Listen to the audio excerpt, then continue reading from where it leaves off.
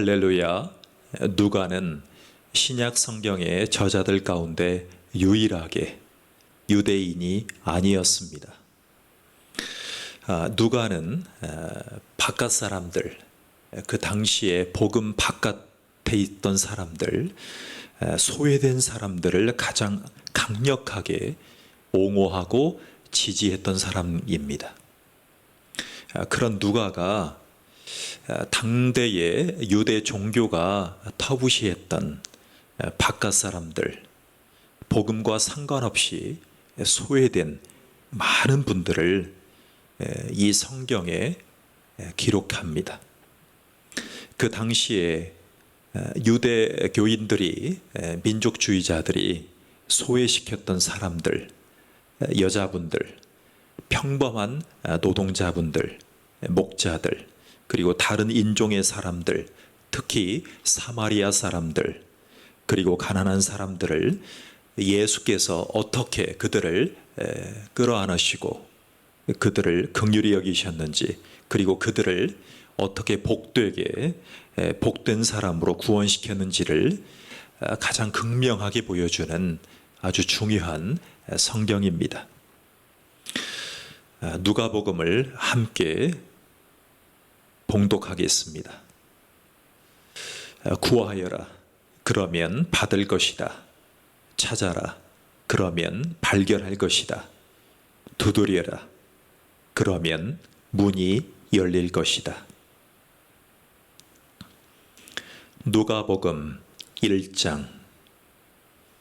자신들의 삶으로 이 말씀을 섬겼던 최초의 목격자들이 전해준 보고를 바탕으로 우리 가운데 일어난 성경과 역사의 놀라운 추수 이야기를 정리하려고 손을 댄 사람들이 아주 많았습니다.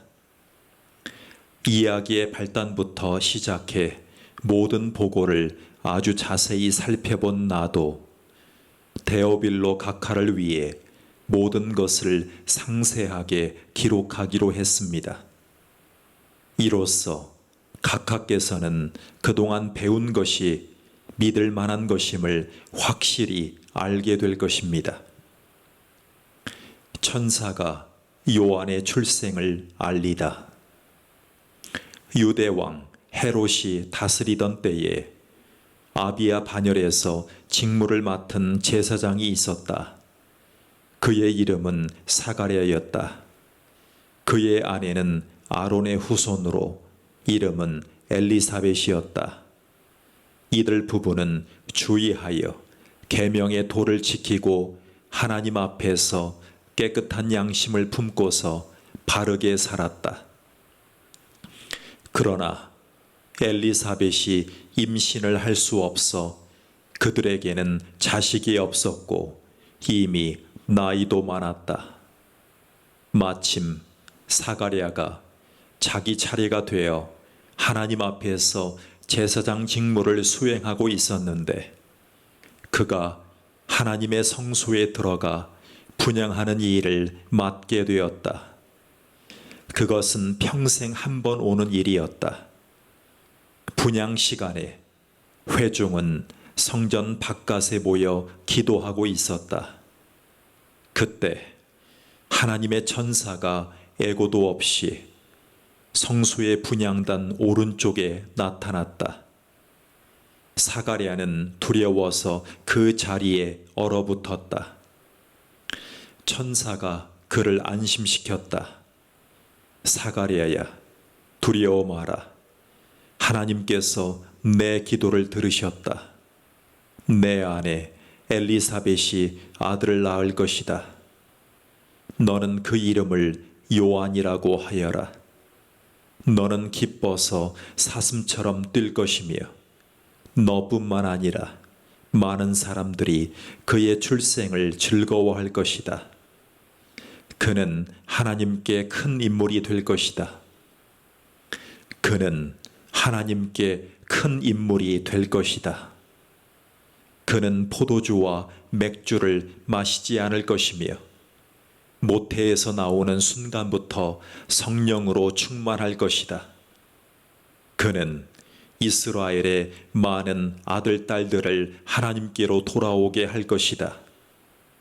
그는 엘리야의 방식과 능력으로 하나님의 오심을 알리고 자녀를 향한 부모의 마음을 녹이며 완고한 회의론 자들의 마음에 뜨거운 깨달음의 불이 타오르게 할 것이다. 그는 백성으로 하여금 하나님을 맞을 준비를 하게 할 것이다. 사가랴가 천사에게 말했다. 그 말씀을 믿으라는 말씀입니까? 그 말씀을 믿으라는 말입니까?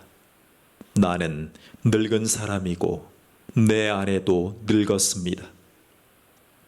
그러자 천사가 말했다. 나는 하나님의 파수꾼 가브리엘이다. 나는 너에게 이 기쁜 소식을 전해주려고 특별히 보내심을 받았다. 그런데 내가 내 말을 믿지 않으니 내 아들이 태어나는 날까지 너는 말을 하지 못할 것이다. 내가 너에게 한 말은 하나님의 때가 되면 그대로 다 이루어질 것이다. 한편 사가랴를 기다리던 회중은 그가 성소 안에 왜 그렇게 오래 있는지 이상하게 여기며 조바심을 냈다. 사가랴가 밖으로 나와 말을 하지 못하자 그들은 그가 환상을 본 줄 알았다. 사가랴는 계속해서 말을 하지 못한 채 손짓으로 사람들에게 뜻을 전해야 했다. 사가랴는 계속해서 말을 하지 못한 채 손짓으로 사람들에게 뜻을 전해야 했다. 제사장 직무 기간이 끝나자 사가랴는 집으로 돌아갔다. 얼마 후에 그의 아내 엘리사벳이 임신했다. 그녀는 아이를 갖게 된 것을 기뻐하며 5달 동안을 홀로 떨어져 지냈다. 그녀는 하나님께서 나의 딱한 처지를 이렇게 보상해 주시는구나 라고 말했다. 그녀는 하나님께서 나의 딱한 처지를 이렇게 보상해 주시는구나 라고 말했다. 처녀가 임신하여 아들을 낳을 것이다.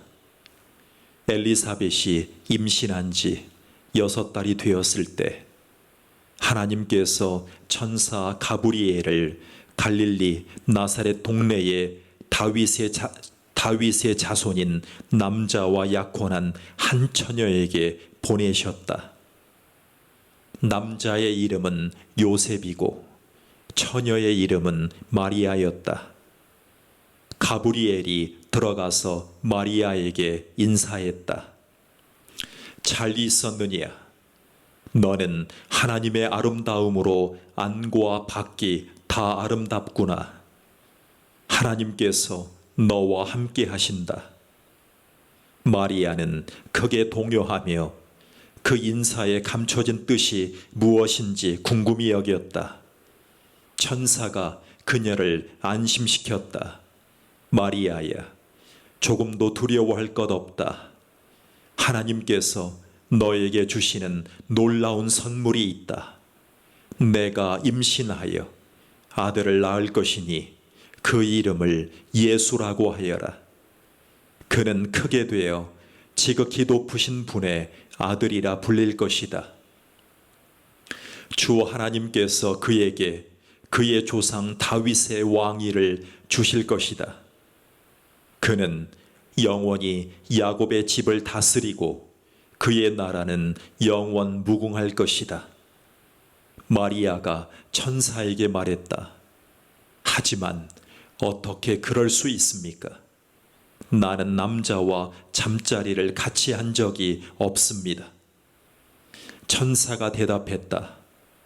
성령께서 내게 임하셔서 지극히 높으신 분의 능력이 내 위에 머물 것이다. 그러므로 내가 낳을 아기는 거룩하신 분, 하나님의 아들이라 불릴 것이다. 너는 내 사촌 엘리사벳이 늙은 나이에 아이를 가진 것을 알고 있느냐? 모두가 아이를 가질 수 없다고 하던 그녀가 임신한 지 6달이 되었다. 보아라, 하나님께는 불가능한 일이 없다. 마리아가 말했다. 이제야 모두 알겠습니다. 나는 섬길 준비가 된 주님의 여종입니다. 당신의 말씀대로 내게 이루어지기를 원합니다. 천사가 그녀를 떠나갔다. 여자 가운데 참으로 복된 자. 마리아는 잠시도 지체하지 않았다. 그녀는 일어나 유대 산지의 한 동네로 가서 곧장 사가랴의 집을 찾아가 엘리사벳에게 문안했다. 엘리사벳이 마리아의 인사를 받을 때에 그녀의 뱃속에서 아기가 뛰놀았다. 엘리사벳은 성령이 충만하여 뜨겁게 노래했다. 그대는 여자 가운데 참으로 복되고 그 뱃속의 아기도 복되다. 내 주님의 어머니가 나를 찾아오다니 이 큰 복이 어찌 된 일인가. 그대의 문안하는 소리가 내 귀에 들리는 순간 내 뱃속의 아기가 마냥 기뻐서 어린 양처럼 뛰어놀았다. 하나님께서 하신 말씀을 믿고 그 말씀대로 다 이루어질 것을 믿은 여자는 복되다. 마리아가 말했다. 하나님이 들려주신 복된 소식으로 내 마음 터질 듯하니 내 구주 되신 하나님의 노래로 기뻐 춤추리라. 하나님이 나를 주목하심으로 무슨 일이 일어났는지 보라. 나는 이 땅에서 가장 복된 여자다. 하나님이 내게 행하신 일 영원토록 잊지 않으리. 다른 모든 것과 구별되시는 하나님, 그 이름 거룩하시다. 그 앞에 두려워 떠는 이들에게 그의 잡이 물밀듯 밀려오네. 그가 팔을 뻗어 능력을 보이셨고 거만스레 허세 부리는 자들을 흩으셨다. 오만한 폭군들을 내리치시고 고통당한 이들을 진창에서 건져내셨다.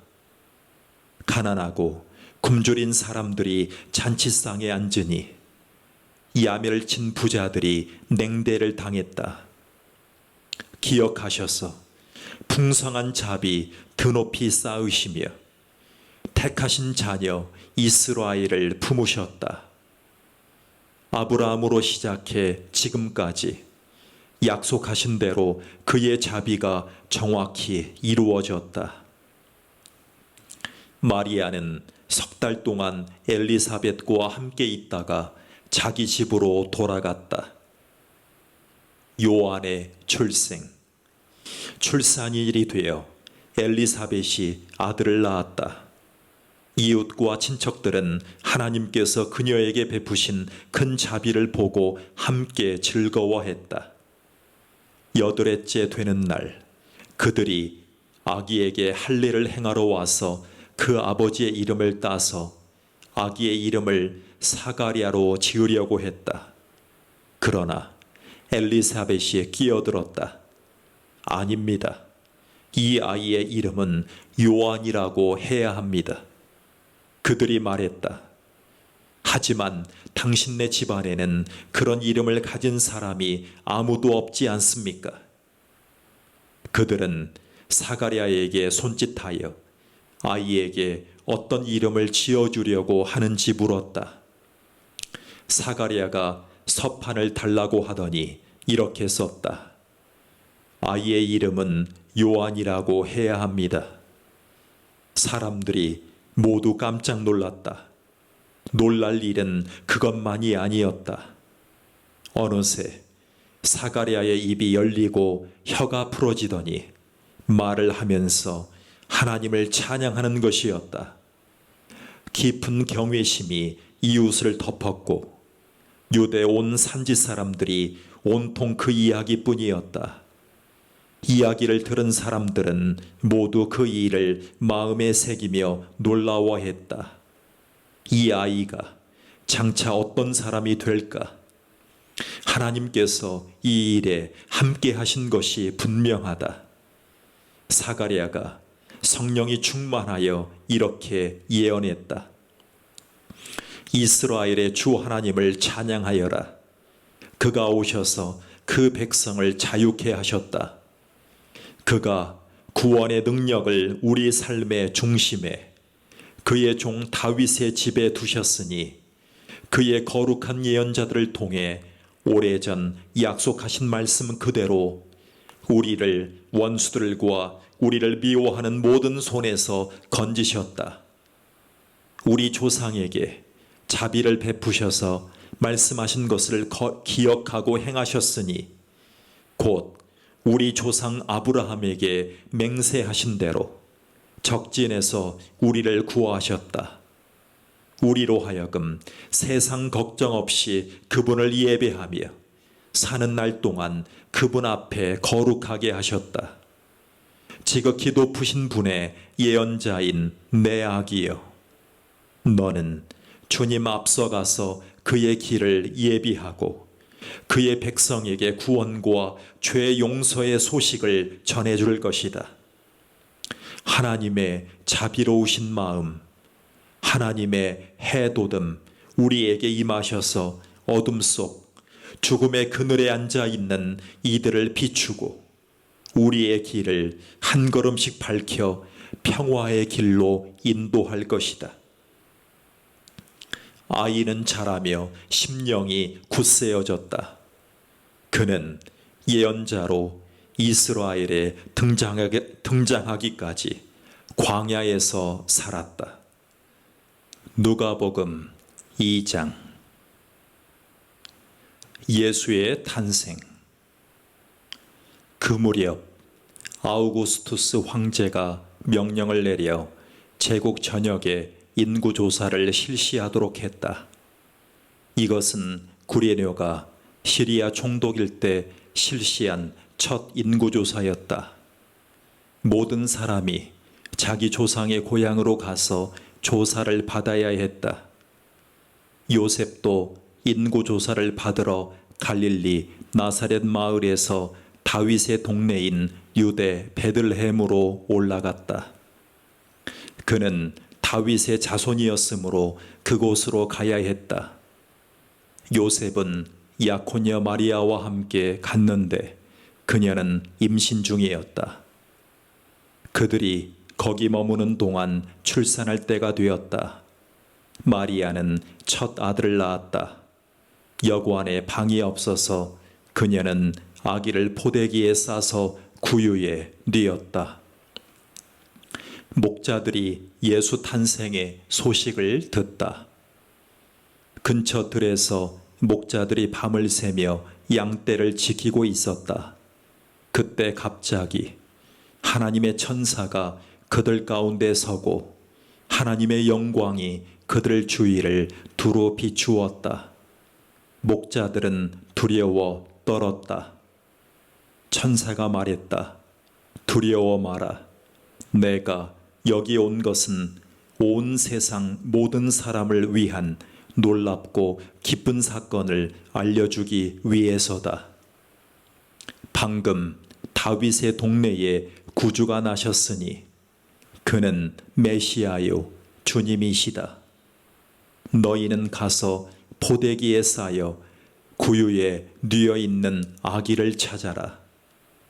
어느새 어마어마한 천사 합창대가 나타나서 그 천사와 더불어 하나님을 찬양했다.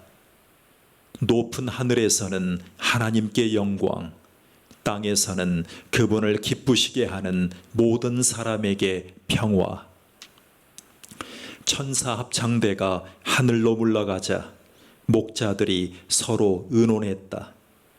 어서 베들레헴으로 가서 하나님이 우리에게 계시해 주신 것을 우리 눈으로 직접 보자. 그들은 그곳을 떠나 한다름에 달려가서 마리아와 요셉과 구유에 누워있는 아기를 찾아냈다. 목자들은 두 눈으로 직접 보고 믿었다. 그들은 만나는 모든 사람에게 천사들이 그 아기에 대해 해준 말을 전했다. 목자들의 이야기를 들은 사람들은 모두 깊은 감동을 받았다. 마리아는 이 모든 것을 마음 깊이 간직해 두었다. 목자들은 보고 들은 모든 것으로 인해 하나님께 영광과 찬송을 돌려드리며 벅찬 가슴으로 돌아갔다. 정확히 자기들이 들은 그대로 되었던 것이다. 아기 예수의 정결 예식. 여드레째에 할례를 행할 날이 되어 아기의 이름을 예수라고 지었다. 이는 아기가 잉태되기 전에 천사가 전해준 이름이었다. 모세의 규정에 따라 정결 예식을 치를 날이 되자 마리아와 요셉은 아기를 데리고 예루살렘으로 올라갔다. 어머니의 태에서 처음 난 남자는 누구나 하나님께 거룩한 제물이 되어야 한다고 규정한 하나님의 율법에 따라 아기를 하나님께 바치려는 것이었다. 또한 하나님의 율법에 정한 대로 산 비둘기 한 쌍이나 집 비둘기 새끼 2마리를 희생 제물로 드리려는 것이었다. 당시 예루살렘에 시몬이라는 사람이 있었는데 그는 이스라엘이 구원받기를 바라고 기도하며 살아온 선한 사람이었다. 성령께서 그 사람 위에 머물러 계셨다. 일찍이 성령께서 그가 죽기 전에 하나님의 메시아를 볼 것이라고 그에게 일러주셨다. 시므온은 성령께 이끌려 성전으로 들어갔다. 마침 아기 예수의 부모가 율법에 규정한 예식을 행하려고 아기를 데려왔다. 시므온은 아기를 품에 안고 하나님을 찬양했다. 하나님, 이제 이 종을 놓아주시되 약속하신 대로 저를 평안히 놓아주셨습니다. 제 눈으로 주님의 구원을 보았고 모든 사람이 볼 수 있도록 밝히 드러났습니다. 이는 이방 나라들의 하나님을 계시하는 빛이요 주님의 백성 이스라엘에게는 영광입니다. 예수의 부모는 이 말에 놀라서 아무 말도 하지 못했다. 시므온이 그들을 축복하면서 어머니 마리아에게 말했다. 이 아기는 이스라엘 가운데 많은 사람들이 이스라엘 가운데 많은 사람들의 실패와 회복의 표이자 오해와 반대를 받을 인물, 당신의 마음을 칼로 찌를 고통입니다. 그러나 그 거부는 오히려 그들의 가면을 벗겨내어 마침내 하나님께서 그들의 실체를 드러내실 것입니다. 아셀 지파 바누엘의 딸인 예언자 안나도 거기에 있었다. 안나는 나이가 아주 많았다. 그녀는 결혼하고 7년 만에 혼자 된 이후로 84살이 되도록 과부로 살았다. 안나는 성전 경내를 떠나지 않고 금식하고 기도하며 밤낮으로 하나님께 예배를 드렸다. 시므온이 기도하고 있는 바로 그때에 안나가 나타나 하나님께 찬송을 드리면서 예루살렘의 해방을 간절히 기다리는 모든 사람에게 이 아기에 대해 이야기해 주었다. 마리아와 요셉은 하나님의 율법에 규정된 이 일을 다 마치고 갈릴리에 있는 자기 동네 나사렛으로 돌아왔다. 거기서 아이는 튼튼하고 지혜롭게 자랐다. 하나님의 은혜가 그 아이 위에 머물러 있었다. 성전에서 아이 예수를 찾다. 해마다 6월절이 되면 예수의 부모는 예루살렘으로 순례길을 떠났다. 예수가 12살 되던 해에 그들은 늘 하던 대로 6월절을 지키러 올라갔다. 절기가 끝나 집으로 돌아갈 때에 아이 예수는 예루살렘에 남아 있었지만 부모는 그 사실을 몰랐다. 그들은 순례자의 무리 어딘가에 아이가 있겠거니 생각하고 꼬박 하룻길을 가서야 친척과 이웃 가운데서 아이 예수를 찾기 시작했다. 하지만 아이가 보이지 않자 그들은 아이를 찾으려고 예루살렘으로 되돌아갔다. 이튿날 예수의 부모는 성전에서 아이를 찾았다. 아이는 선생들 틈에 앉아서 그들이 하는 말을 듣기도 하고 질문하기도 했다. 선생들은 아이의 예리한 답변에 감탄하며 다들 아이에게 사로잡혀 있었다. 그러나 부모는 감탄하지 않았다. 그들은 화가 나서 마음이 상해 있었다. 어머니가 말했다. 얘야, 왜 이렇게 했느냐? 내 아버지와 내가 너를 찾느라 정신이 없었다. 아이가 말했다. 왜 저를 찾으셨습니까? 제가 여기 있으면서 제 아버지의 일을 해야 할 줄을 모르셨습니까? 그러나 부모는 아이가 무슨 말을 하는지 깨닫지 못했다. 아이는 부모와 함께 나사렛으로 돌아와 부모에게 순종하며 살았다. 아이의 어머니는 이 일을 마음 깊이 간직해 두었다. 예수는 하나님과 사람들의 축복을 받으며 몸과 마음이 자라며 장성해 갔다. 아멘.